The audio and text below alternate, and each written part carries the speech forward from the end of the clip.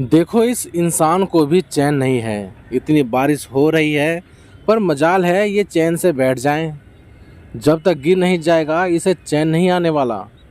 फूलमती देवी अपनी 12 साल की नातिन चीकू से उसके नाना जी के बारे में कह रही थी। फूलमती देवी और मोहनलाल दोनों की ये नोक-झोंक हर रोज का ही काम था। चीकू की मामियाँ भी जब अपने सास ससुर को इस तरह लड़ते झगड़ते देखती तो मुंह में पल्लू ठूस ठूस कर हंसती। खुलकर हंसती तो फूलमती देवी के गुस्से को वो लोग जानती थी। चीकू ने जब देखा नाना जी के लिए ऐसे बोल रही हैं तो उसे नाना जी पर बड़ा तरस आया। वो भागकर बैंत देने चली गई। नाना जी को जाकर बोली, नानू ये बैंत ले लो नहीं तो आप गिर जाओगे।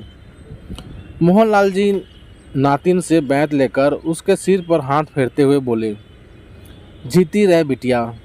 मुझे पता है ये बुढ़िया मेरा ख्याल बहुत रखती है। ऊपर मन से लड़ती रहेगी लेकिन अंदर से बड़ा ध्यान रखती है मेरा। सारा दिन पति पत्नी एक दूसरे की टांग खींचने में लगे रहते थे। कभी मोहनलाल का पलड़ा भारी होता तो कभी फूलमती देवी का। उम्र के 82 वसंत पार कर चुके थे लेकिन जिंदगी से हार नहीं मानी थी। फूलमती देवी इस उम्र में भी अगर बहू कहीं मायके गई होती तो बेटों को खाना बनाकर खिला देती थी, पर ऐसा कम ही होता था। मोहनलाल जी बेटों से पहले ही दुकान पर पहुंच जाते थे। नौकरों से दुकान खुलवा कर झाड़ पोंछ करवा देते थे। जब तक बेटे दुकान पर आते उन दोनों पति पत्नी के जीवन का सफ़र यूं ही चल रहा था। एक दिन ऐसे ही बरसात का मौसम था। लालमोहन जी दुकान पर जा रहे थे, तभी उनका पैर फिसल गया और वो आंगन में गिर पड़े। तब फूलमती देवी पूजा कर रही थी। गिरने की जोर से आवाज़ हुई तो फूलमती देवी का जी जोर से घबराया। वो वहीं बैठे बैठे ही चीखने लगी। कितनी बार कहा है कि बूढ़े को चैन से घर पर बैठो, पर ये है कि टिकते ही नहीं। बड़ी मुश्किल से उठकर जब फूलमती देवी आंगन में आई तो पता नहीं कैसे फूलमती देवी का भी पैर फिसल गया। अब बारी मोहनलाल की थी। वो बोले, ले बुढ़िया, मुझे प्रवचन दे रही थी इतनी देर से, अब भगवान ने तुझसे भी मेरा बदला ले लिया। ये कहकर मोहनलाल अपनी चोट भूलकर फूलमती देवी को उठाने में लग गए।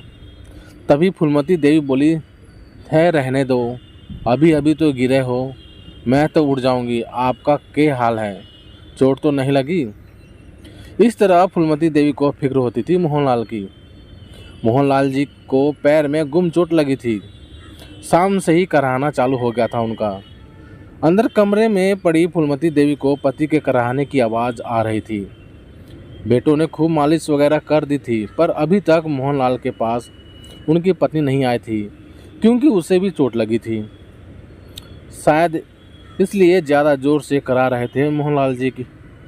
जब फूलमती देवी से उनका कराहना बर्दाश्त नहीं हो रहा था, बेटे बहू सोने जा चुके थे। अब बहू को बुलाते अच्छा नहीं लगा उन्हें, तो स्वयं ही उठकर पति के कमरे में जाने लगी।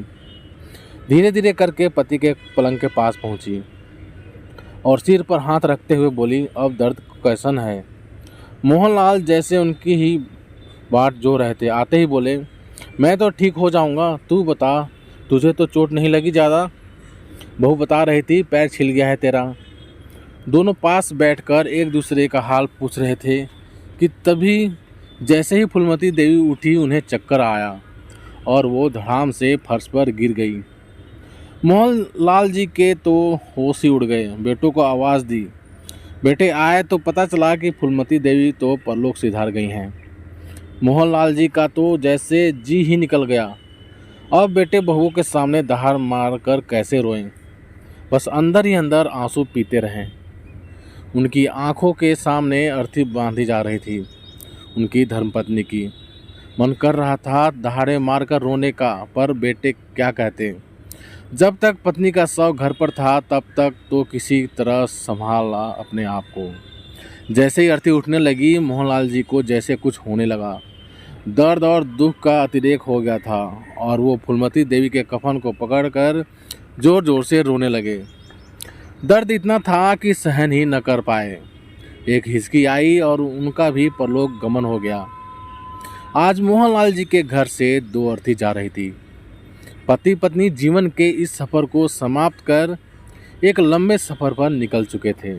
पीछे लोगों को ये कहता छोड़कर कि प्यार हो तो ऐसा जो ज़िंदगी के सफ़र में साथ रहे तो रहे, मौत भी साथ ही पाई।